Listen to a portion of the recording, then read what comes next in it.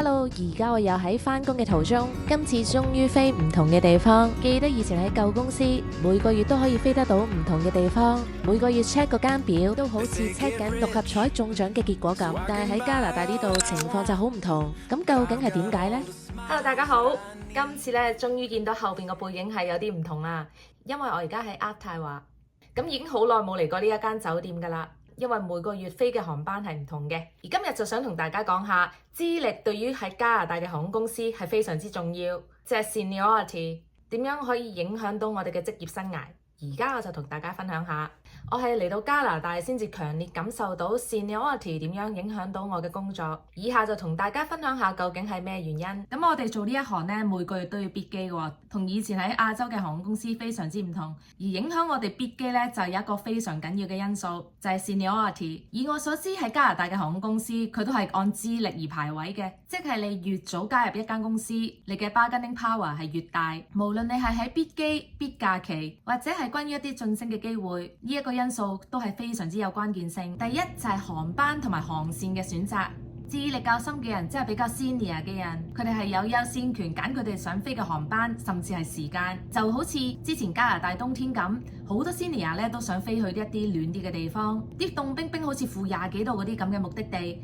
就留翻俾啲 junior 去飛。就好似飛溫哥華為例，我哋有早機同埋夜機。啲 senior 通常會係揀啲早機嚟飛嘅，但係又唔可以太早喎，因為如果6點鐘起飛嘅機，即係佢哋要3、4點就要起身啦。所以咧，一啲類似係 office hour 咁樣嘅時間起飛嘅航班咧，啲 senior 咧就最中意嘅。就以我為例，之前公司開咗新航線，個 layover 長度係足足有48個小時。因為我 seniority 唔夠啦，所以我係完全知道我係唔會飛到嗰一啲新航線嘅。所以以我為例，我就要知道自己嘅 seniority 去到邊度，知道自己嘅位置，然後揀一啲航班咧，我係有機會攞到，而又唔係咁辛苦嘅。以我為例啊，我成日飛聖 John's，因為每一日都有航班，而且 check in 嘅時間非常之早。Senior 對於呢一個航班咧就興趣唔會太大，咁我就會 target 一類飛得唔係好辛苦，而且飛行時間唔太長嘅目的地。所以如果嚟緊咧公司有啲乜嘢新嘅航線咧，其實都唔係好關我事，因為我根本唔會 bid 到嗰班機嚟飛嘅。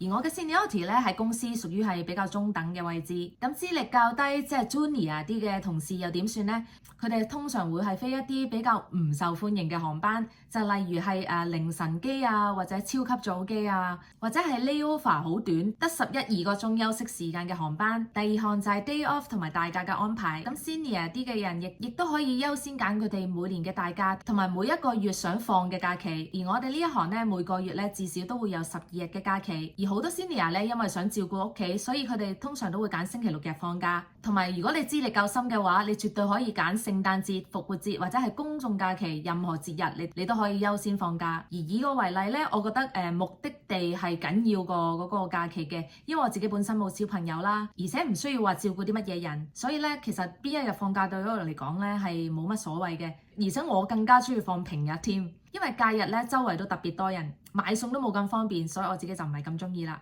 所以對於我嚟講，第二項咧就唔會影響我太深。咁始終加拿大嘅航空公司都有好多本地嘅航線，例如我哋 base 喺多倫多嘅話，最短咧係飛去渥太華，只不過需要35至40分鐘嘅機程；而最遠咧就係一啲美國嘅地區，例如係鳳凰城或者係三藩市咁。而航班之中咧亦都牽涉一啲叫做 pairing 嘅問題，而有啲航線咧通常咧淨係好由多倫多一腳飛去目的地，而同時間咧亦都有啲 pattern 咧係一日咧要飛3、4腳嘅。例如我聽日咁樣就係渥太華飛去多倫多，而多倫多咧再要飛去哈利法，而再哈利法再翻去多倫多先至完結我嗰日嘅工作。所以呢啲一日要飛咁多腳嘅航班咧，通常啲 senior 咧都唔會 bid 嘅，所以佢哋揀剩唔要嗰啲航班咧，留翻晒俾 junior 去飛啦。同埋咧，加拿大咧唔似香港咁，我哋岸關咧係冇糧出嘅，計糧嗰一刻咧係由我哋閂咗道機艙門，直至去到 land 咗之後個引擎閂咗，先至係計錢嘅。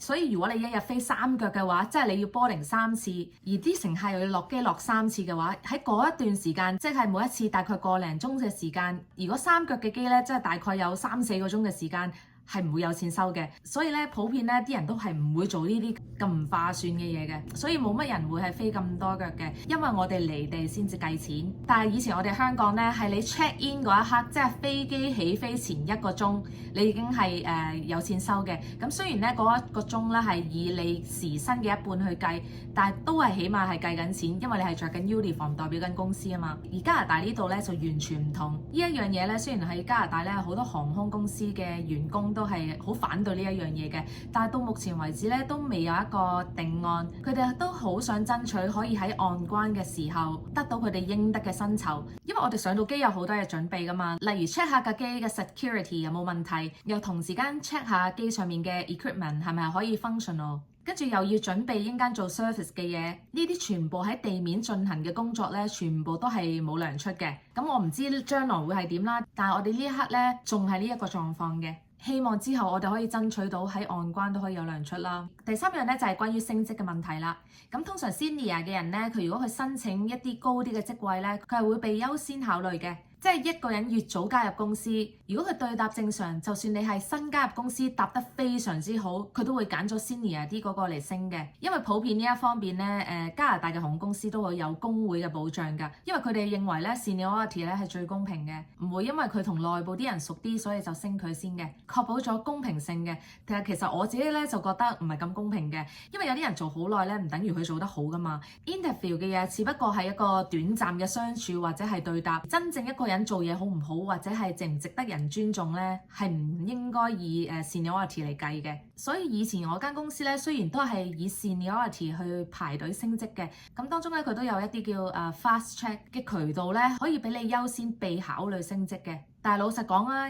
其實都好難公平啊呢樣嘢。因為以前通常 fast track 到嘅人咧，通常都係男仔嚟㗎。因為我哋呢一行咧女仔多啦，所以女仔咧就多是非。所以作為一個男性嘅空中服務員，就比較容易融合到一個比較多女仔嘅團體合作環境啦。之後咧就係關於工作保障問題啦，即係例如喺間航空公司喺經濟狀況差嘅時候咧，佢裁員嘅時候咧會裁啲比較 junior 嘅人先嘅。所以如果係你係越 senior 咧，咁你嘅工作保障咧就會更加大啦。之後咧就係關於工作嘅 base 嘅問題。咁加拿大同以前香港唔同啦，係一個非常之大嘅國家嚟嘅，所以除咗多倫多咧，通常喺溫哥華或者係 Montreal 或者係 Calgary、Edmonton 咁都會有基地嘅。所以一間公司咧，你會見到有好多同事咧係 base 喺唔同嘅地方嘅。咁如果你係 senior 啲咧，當公司開一個新 base 嘅時候，咁如果你係 senior 就有優先權去轉去嗰個 base 嗰度。基本上如果你係新嘅話咧，就要排隊等去轉你想去嗰個 base 嗰度嘅。如果轉唔到嘅人咧，就唯有你要去 commute 啦。例如多倫多有招聘，但係你本身係住渥太華嘅，咁所以咧，如果你係唔介意嘅話咧，你絕對係可以要提前由渥太華嗰度飛去多倫多嗰度，然後再飛你正式嗰個航班嘅。另外就係關於一啲薪酬或者係福利嘅問題。當然你年資越高，人工嘅升幅咧就按年增長越嚟越大啦。所以頭幾年咧，你加入一間航空公司嘅時候咧，個人工咧每一年咧唔會升得太多嘅，大概你係會做到第5年開始咧，先會有一個比較明顯嘅升幅。以上咧就係大概 seniority 點樣影響我哋做呢一行嘅重要因素。而家喺加拿大普遍好多航空公司咧都係受到工會保護嘅。呢一個 topic 咧，亦都係有好多人討論嘅，因為咧有啲人覺得佢好，有啲人覺得佢唔好嘅，當中咧亦都有涉及好多原因啦。咁我嚟緊咧會下次出一集咧特別講工會嘅。咁當然我自己都唔係話算係好熟工會啲嘢嘅，但係我都想同大家分享下我嘅觀點嘅。所以總括嚟講啦，所以咧你越喺一間公司越耐，你嘅工作生活咧會覺得越嚟越美好嘅。你可以好容易咁揀到你想飛嘅時間同埋航班，揀你想放假嘅日子，同埋仲有一個因素，以前咧叫做 standby 嘅，而家咧呢度加拿大咧就叫做 reserve。Junior 啲嘅人咧，通常咧就會易啲俾人 call out 嘅，即係喺 standby 嘅日子咧，易啲咧俾人 call 去返工嘅。我好多同事咧都好中意有一啲固定嘅 schedule 嘅，佢哋就唔中意 reserve 嘅，因為佢唔想咧係唔知嗰日使唔使飛啊，或者係突然間好急咁2個鐘要你去到機場咯。而新加入嘅同事咧通常會係 reserve 嘅，同埋我聽過有啲公司咧係甚至係會 reserve 咗3至6年咁樣嘅。咁我覺得係因為要基於佢係識邊一種語言啦，所以如果一個 senior 同埋一個 junior 佢哋同樣都係 reserve 嘅間表 junior 啲嘅人咧，佢係會易啲俾人 call out 去返工嘅。咁始終我喺加拿大淨係試過飛我而家嗰間航空公司啦，所以每間公司咧都有佢唔同嘅規矩同埋唔同嘅情況嘅。所以咧以上咧就係關於我自己間航空公司嘅一啲觀點同埋一啲嘅感受嘅。咁而家難得嚟到渥太華，見到出邊嘅天氣咁好，我就出去行下。